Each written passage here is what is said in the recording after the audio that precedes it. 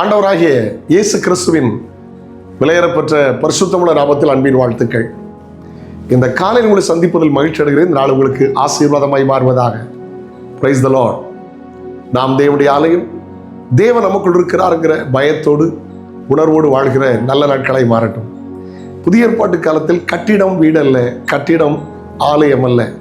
New testament period, building is not church, building is not house. Bible says you are the temple of God, you are the church of God. புதிய ஏற்பாட்டு காலத்தில் நீங்கள் தான் வீடு, நீங்கள் தான் தேவனுடைய ஆலயம். வாசிக்க கேட்கலாம் தேவனுடைய வார்த்தையை. 1 கொரிந்தியர் 3:16-17. நீங்கள் தேவனுடைய ஆலயமாய் இருக்கிறீர்கள் என்றும், நீங்கள் தேவனுடைய ஆலயமாய் இருக்கிறீர்கள் என்றும், தேவனுடைய ஆவி உங்களில் வாசமாய் இருக்கிறது என்றும், தேவனுடைய ஆவி உங்களில் வாசமாய் இருக்கிறார் என்றும் அறியாதிருக்கிறீர்களா? ஒருவன் தேவனுடைய ஆலயத்தை கெடுத்தால், ஆமென், அவனை தேவன் கெடுப்பார். தேவனுடைய ஆலயம் பரிசுத்தமா இருக்கிறது. ஆமென். நீங்களே அந்த ஆலயம். ஆமென். அதாவது 1935 ஒரு எல்விஸ் பிரஸ்லி என்கிற ஒரு நபர், அவருக்கு சின்ன வயதிலே டான்ஸ்ல ஆர்வம்.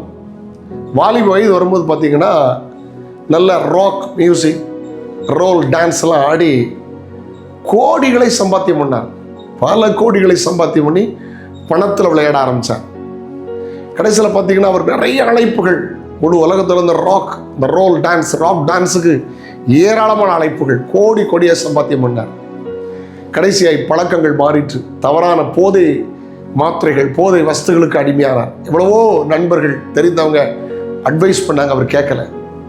கடைசியாக பார்த்தீங்கன்னா மருத்துவமனையில் அட்மிட் ஆன போது அவர் சப்போர்ட் ஆகலை.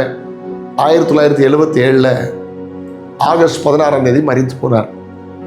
கோடிக்கணக்கான பணங்கள் அவரை காப்பாற்றவில்லை, அவர் சரீரத்தை பாதுகாக்கவில்லை. கவனிங்க, எவ்வளவு திறமைகள் இருந்தாலும், எவ்வளவு தாளந்துகள் இருந்தாலும், எவ்வளவு பணம் இருந்தாலும் தவறான பழக்கங்களுக்கு அடிமையாக மாறாதுங்க. சில போதைகளுக்கு அடிமையாக மாறிட்டாங்க. சிலர் இப்போ ஃப்ரீ ஃபயர்ங்கிற விளையாட்டுக்கு பிள்ளைகள் அடிமையாக மாறி, சின்ன பிள்ளைகள் கூட பல ஆயிரங்களை பிஸ்னஸ் பண்ணுற அளவுக்கு ஒரு சூதாட்டம் போல மாடுகிறது. தவறு. பிள்ளைகளை கவனமாக பாருங்க, எச்சரிக்க விரும்புகிறேன். அவருங்க சின்ன சின்ன பாவம் தானே, இது ஒரு சின்ன என்ஜாய் தானே நினச்சிக்கிறாருங்க, அழிச்சிரும். உங்கள் சரீரம் விலையேறப்பட்ட பாண்டமாக இருக்கட்டும், அதற்குள் கர்த்தர் வசிக்கிறார் என்பதை மறந்து விடாதீர்கள். அல்லேலூயா. இந்த பொக்கிஷத்தை மண்பாண்டத்தில் பெற்றிருக்கிறோம்னு எழுதியிருக்கிறது. கர்த்தருக்கு ஸ்தோத்திரம். பாருங்க, அந்த மனுஷன் அந்த டான்ஸ் ஆடி கோடிக்கணக்கில் சம்பாத்தியம் பண்ணி தவறான பழக்கத்துக்கு போனதுனால அவர் சம்பாத்தியம் பண்ணிச்ச கோடிகள் அவரை காப்பாற்றவில்லை. வீணாய் வாழ்க்கை அழிந்து விட்டது. தீர்க்காயுசை தருவார். தேவனுடைய ஆலயம் என்கிற அறிவோடு வாழுங்கள். கர்த்தரை துதியுங்கள், கர்த்தரை ஆராதிங்கள். இயேசு உங்களை ஆசீர்வதிப்பார். அவர்களுக்கு வாசம் பண்ணட்டும். நீங்கள் நடமாடுகிற தேவனுடைய ஆலயமாய் இருக்கிற உணர்வோடு வாழுங்கள். கர்த்தர் உங்களை ஆசீர்வதிப்பார். நன்மையும் கிருபையும் உங்களை தொடர்வதாக. ஜெபிக்கலாமா? தகப்பனே, நாங்களும் தேவனுடைய ஆலயம் என்கிற உணர்வோடு வாழ கிருபைதான். இந்த நாள் நம்முடைய பிள்ளைகளுக்கு ஆசீர்வாதமாக இருக்கட்டும். ஏசப்பா, நீர் எங்களோடு இருந்து எங்களை கவனிக்கிறீர், நடத்துகிறீர்கிற அறிவும் உணர்வும் தாரும். இயேசுவின் நாமத்தில் ஜெபம் கேளும் பிதாவே. ஆமென், ஆமென். நாளை உங்களை சந்திக்கிறேன். அதுவும் நான் கிருபை உங்களை தாங்கட்டும். God bless you. Have a nice day.